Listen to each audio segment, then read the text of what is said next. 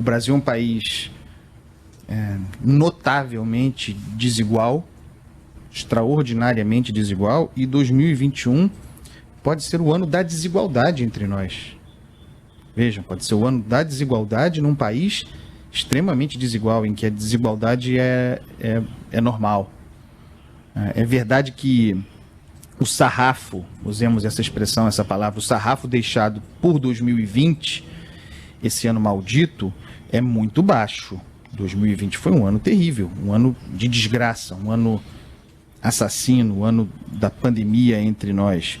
Mas foi um ano, 2020, em que, como resposta à peste, como resposta à pandemia, como resposta ao vírus, à agressividade do vírus, criou-se soluções para proteger a sociedade, sobretudo a porção mais pobre da sociedade. Estado de calamidade, orçamento de guerra, auxílio emergencial. O parlamento foi muito importante nesse processo, mas o parlamento se paralisou.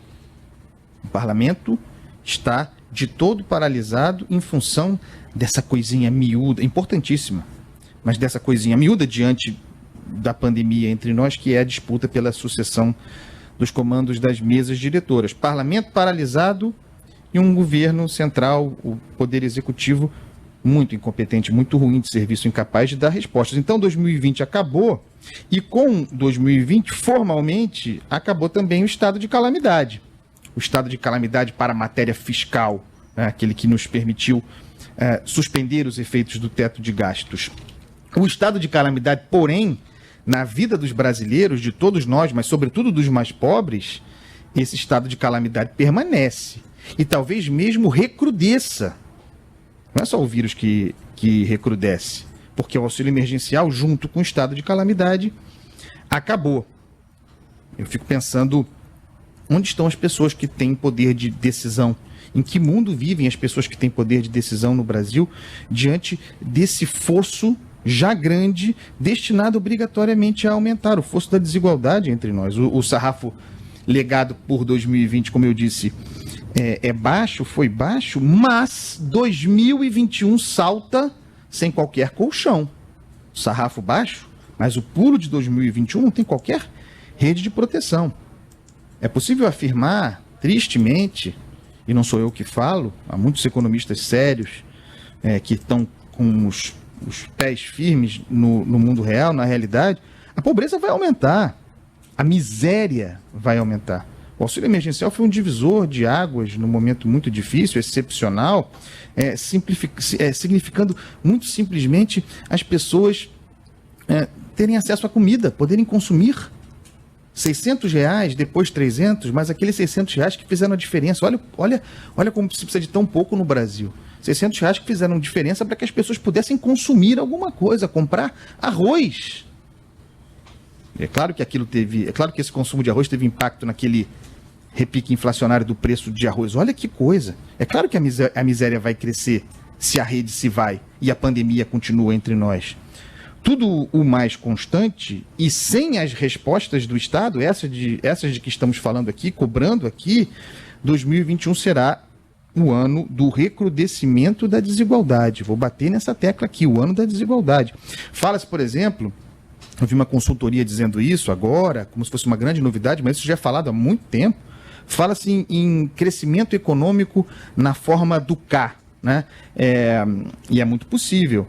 A perna que sobe sendo a dos ricos, né? A da resposta econômica dos ricos, a retomada econômica dos ricos mais rápida, mais vigorosa, e a perna que desce, a perna do tombo dos pobres, ao crescimento em K. Esse é muito possível, porque diante da inação do Estado, diante da incompetência do Estado, como falei aqui ontem, quem paga são os mais pobres, sempre, isso é uma obviedade, aqueles que não têm para onde correr. De modo que 2020 ecoará longamente na vida dos mais pobres. Em 2021 e para além de 2021, para os mais ricos, aí sim, Paulo Guedes, para os mais ricos, o doutor pode falar em crescimento em V. E aí já está dado, garanto. Tem gente que fez até poupança. Tem gente que enriqueceu incrivelmente. durante a pandemia. O fim do auxílio emergencial empurrará as pessoas às ruas em busca de emprego. Tem essa dimensão também. E não há emprego. Muita gente ficou no que se pode chamar, o Pedro Neri, economista, escreveu sobre isso, uma espécie de desemprego oculto.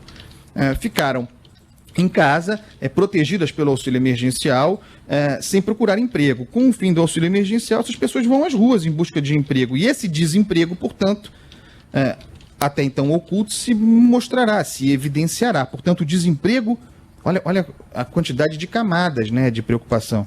O desemprego vai aumentar e não vejo razão para a gente ter otimismo. O governo não tem plano, como eu disse, o parlamento está paralisado, o governo é terrivelmente incompetente. O maior problema do governo Jair Bolsonaro não é agora, tá? A questão ideológica. O ímpeto golpista. Isso voltará mais adiante, sobretudo se Jair Bolsonaro for reeleito, e ele tem muita força competitiva para isso, tem base social para isso. O grande problema hoje, e aí se pode dizer que é potencializado por essa carga ideológica, o grande problema do governo Bolsonaro é a incompetência. É um governo ruim, muito ruim, difícil. Olha, nós tivemos governos ruins, mas é muito ruim. E é um governo incompetente enquanto o vírus circula com agressividade. Nós temos aí uma segunda onda, isso está muito claro, e é o gatilho para que... Aliás, o próprio Paulo Guedes falou sobre isso, que havendo uma segunda onda, e a segunda onda está aí, medidas excepcionais seriam tomadas. Inclusive, de repente, a prorrogação do estado de calamidade, a prorrogação do auxílio emergencial por mais algum tempo, quem sabe mais um trimestre, até que se resolva essa bagunça no parlamento e que se possa encontrar uma solução política para aquilo que você falou, Sheila, a perenização desse auxílio emergencial na forma de um programa permanente, ampliado, Bolsa Família ampliado, Renda Brasil, Renda Cidadã, chame-se como quiser, mas nada se faz. E a vacinação é uma realidade ausente no nosso horizonte. Nós não temos um plano de vacinação, nós não temos um programa nacional de vacinação para a Covid-19. Nós não fomos agora nem sequer capazes de mostrar firmeza em usar a rede de vacinação que nós já temos montada, a rede que nos vacina anualmente. E sem vacinação, uma obviedade, não haverá a retomada da economia. Só a vacinação libera completamente a economia. Estamos falando aqui uma série de obviedades, mas precisam ser ditas.